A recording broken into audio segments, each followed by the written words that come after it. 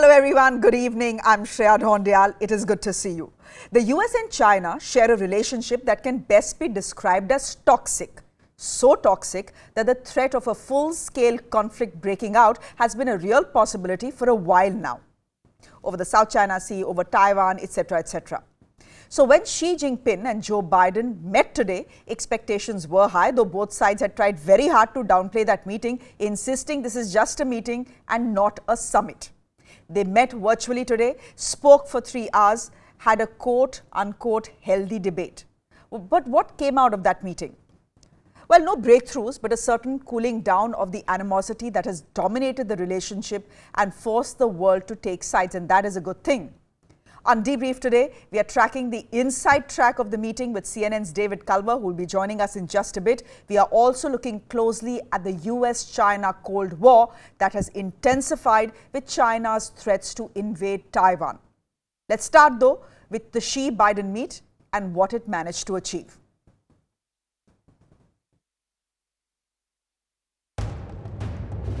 Good morning to you, Mr. President, in Beijing. That's President Joe Biden greeting his old friend Xi Jinping in their first ever virtual meeting. Tensions between the two nations took a back seat as the leaders discussed Afghanistan, North Korea, climate change, the COVID-19 pandemic, and the Taiwan conflict.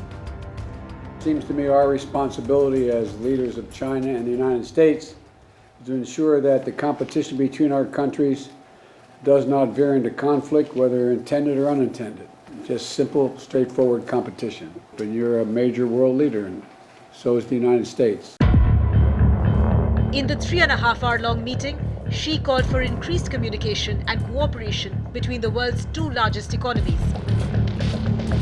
US-China relations have been getting frostier since 2018. Placing massive tariffs and have placed very large tariffs on China. First time that's ever happened to China. When former President Donald Trump launched his trade war over Beijing's alleged unfair practices, slapping massive tariffs on Chinese goods. China and the United States. Trade didn't dominate the meeting, but Biden highlighted the need to protect American workers from the PRC's unfair trade practices. Xi reacted strongly, telling Biden that the US needed to stop abusing the concept of national security to oppress Chinese companies. We should each run our domestic affairs well and at the same time should have our share of international responsibilities and work together to advance the noble cause of world peace and development.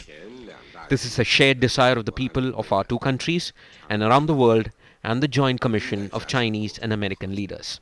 We have a wide range of cooperation with the US. The other political hot potato, Taiwan, was also discussed at length.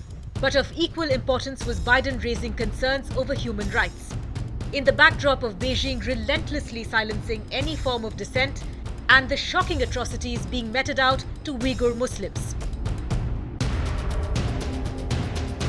Though the highly anticipated meet yielded no major breakthroughs, all of President Biden's issues, domestic or international, require Chinese cooperation. Supply chain issues that are driving inflation at home can be traced in parts to shortages in Chinese plants. Combating climate change requires buy-in from Xi, who has shown some willingness to partner with Biden on the issue. Managing global trouble spots like North Korea and Iran each involves coordination with Beijing. Will we now see a thaw in US-China ties? With the unpredictable dragon always ready to breathe fire, it remains a wait-and-watch game. With Natasha Menden, Anisya Kumar for CNN News 18. Imagine the Chinese talking about world peace. Well, the US and China are the big boys that dominate geopolitics and world economy now. For a long time, the United States was the star of the show, the lone superpower with the money and the might. China's meteoric rise and its stated ambition of world domination and its absolutely belligerent posturing obviously was bound to create tensions, and it did, with a raging trade war, with near clashes in the South China Sea and fighter jets flying over Taiwan. Why have the US and China drawn out their swords over Taiwan? On what grounds does China think it is absolutely and perfectly justified in invading Taiwan? Take a look.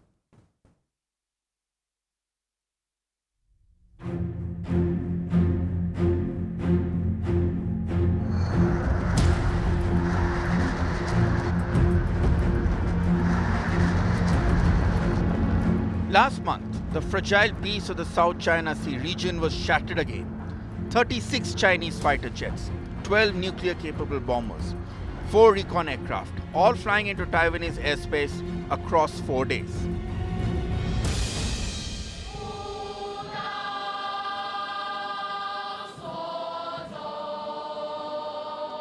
The warning being sounded ahead of Taiwan's National Day on the 10th of October, a chilling reminder to China's only neighbor that has ever stood up to it.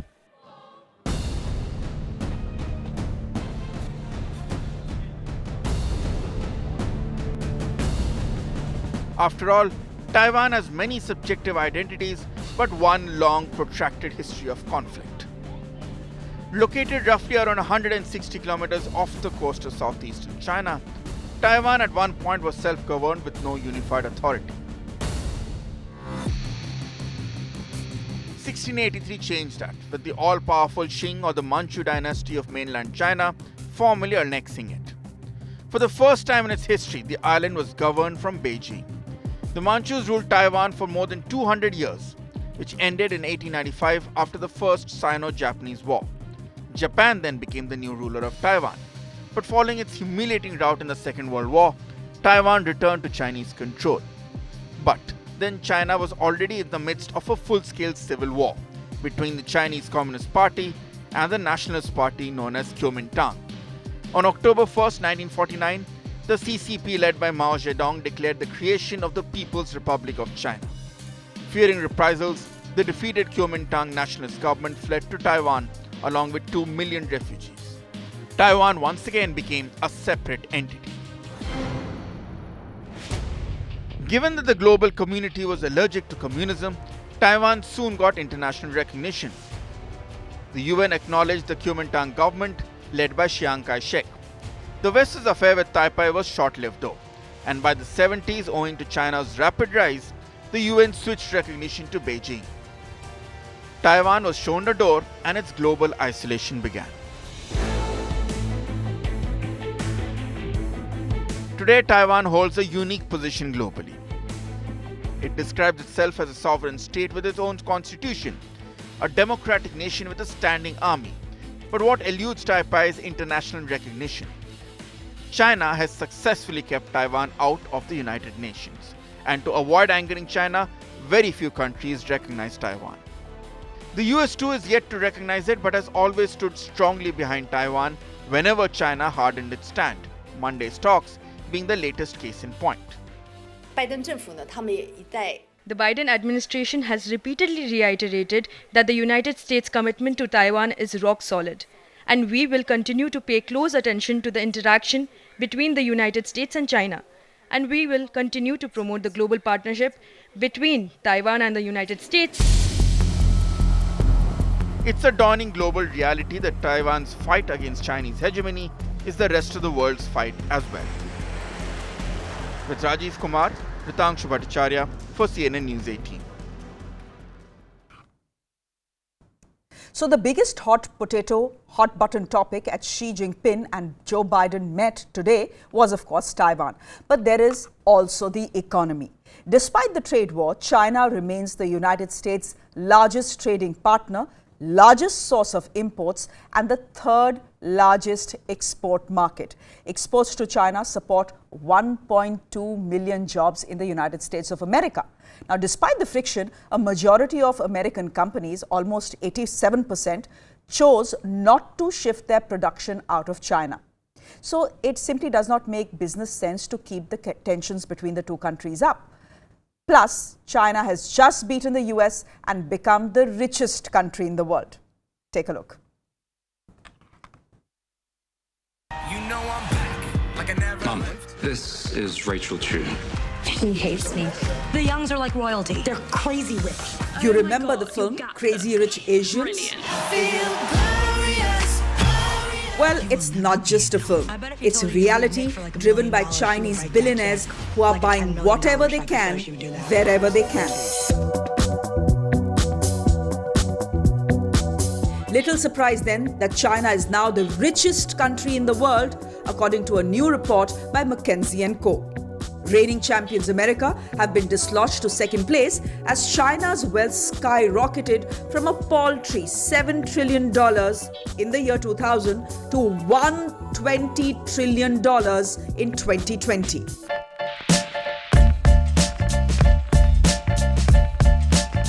In 2001, China had joined the World Trade Organization that sped its economic ascent. Not just China, the world is richer than ever before. Its net worth tripled from $156 trillion in 2000 to $514 trillion in 2020. China accounted for almost 1/3 of that increase.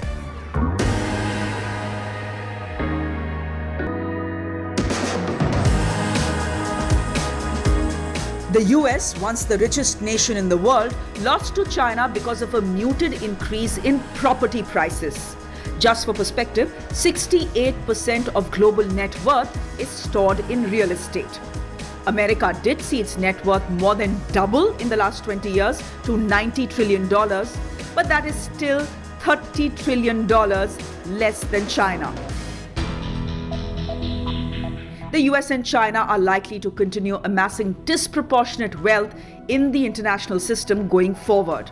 Their growing role in the global economy is fueled largely by the technology sector.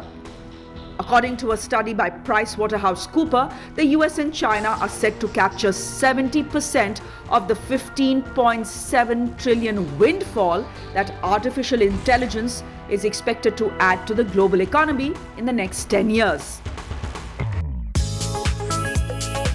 And yes, the rich are getting richer. Both in the US and China, more than 2/3 of the wealth is held by the richest 10% of households, and their share has only been increasing. The US and China are the world's most powerful economies, with fierce competition dominating every aspect of their relationship. China's open ambition of world domination has seen its military balloon at extraordinary speed over the last 2 decades. China now has the world's largest navy with 355 ships and counting. It also has the world's largest standing army and the 3rd largest air force. And it is showing no signs of stopping. In New Delhi, I'm Shreya Dhondial. On that note, we are taking a quick break here on the show. Up next, David Culver from CNN is joining us live from Beijing on what Beijing is saying about the Xi Jinping and Joe Biden meeting. That's coming up next. Do stay with us. Welcome back. Xi Jinping, the Premier of China, is such a powerful leader in his country that he is often called the Red Emperor, also the chairman of everything. Probably the most powerful leader after Mao Zedong, the founding father of the People's Republic of China. He, which means Xi, sees himself as a savior of his country who needs to leave behind his legacy.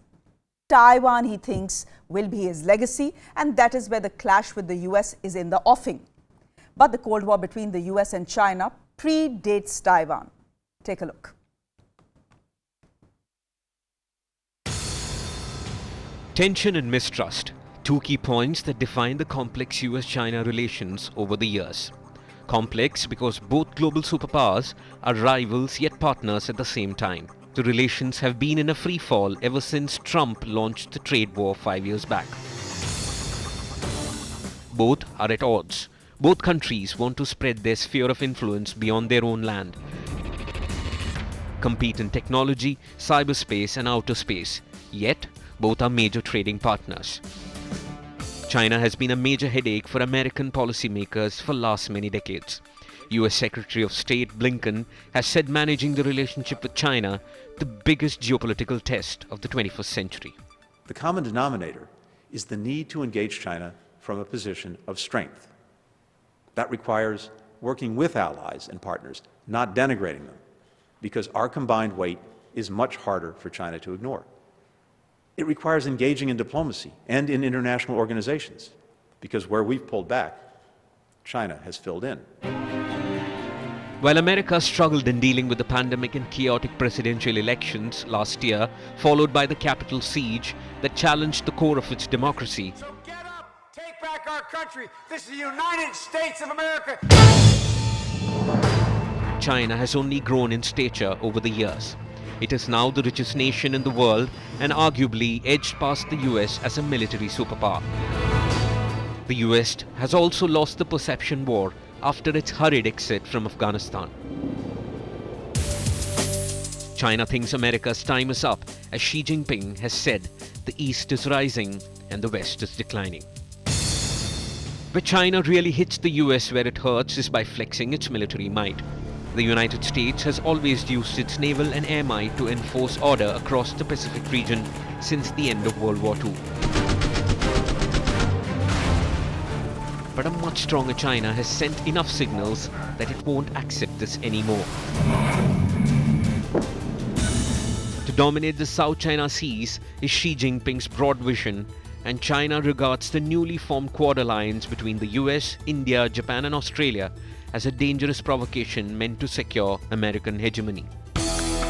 The US continues to protest China's economic policies that led Trump to begin imposing tariffs on Chinese goods. As Trump shut out Chinese telecom giant Huawei, Xi ignited new interest in homegrown brands. American internet giants have mostly been shut out of China for years. And while American tech companies like Apple, Tesla still do big business in China, the US fears that Chinese agents are stealing technology and secrets. Then there are the human rights abuses in Hong Kong. The Chinese crackdown of pro-democracy protests in Hong Kong led to a fresh round of confrontation between the two countries. China has always denied the charges and has rejected them as intrusion in its sovereignty. And in Xinjiang, where thousands of Uyghurs are living in detention, have long been a hot-button issue in the US-China relations. Seeking to assert its position as global superpower that is no longer the second best, China has formed loose alliances with like-minded countries like Pakistan, Iran and North Korea, a group of nations sharing similarly patchy records on democracy and human rights. Though China insists that America need not see China's rise as a threat, it remains to be seen if the two superpowers can coexist, or whether this competitive posturing will lead to a new Cold War in the 21st century. With NC Satpathy, Muralitharan for CNN News 18. CNN's David Culver has been tracking that Xi Jinping-Joe Biden meeting today. He's joining us live from Beijing. David, good to have you on the show. Thank you very much. The talks between Xi and Biden have been described as a healthy debate. Can we assume that an invasion of Taiwan has been averted, at least for the moment?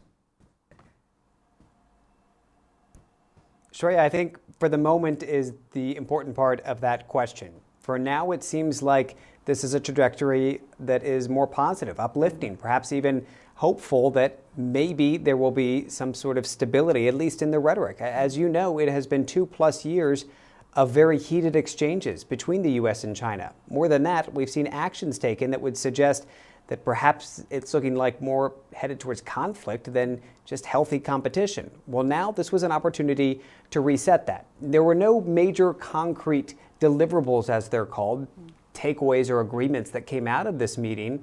But one thing that was established, and this seemed to be the intent from the start, certainly when you hear from senior U.S. officials, is that they wanted to establish some common sense guardrails.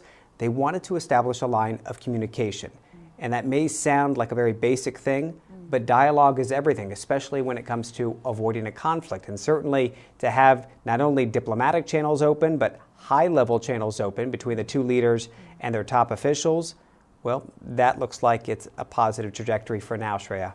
David, the talks went on for over 3 hours, and there were a host of other issues that were on the table as well, including human rights violations. How did that conversation go? It was interesting because obviously this is a very sensitive issue for China. Really anything that has to do with what they consider to be their internal affairs. They consider Taiwan to be part of their internal affairs, even though the self-governing island does not see it that way. They consider Xinjiang and Tibet and anything that's happening within those regions to be China's business, not the rest of the world.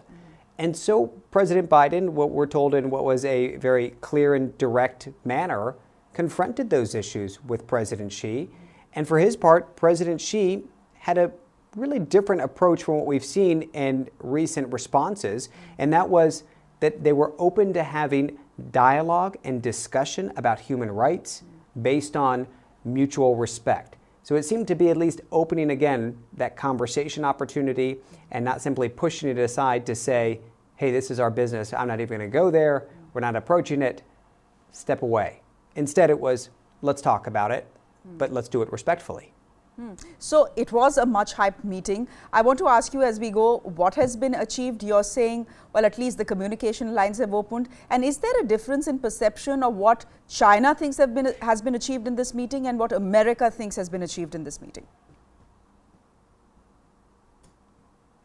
There were a couple of interesting takeaways from this.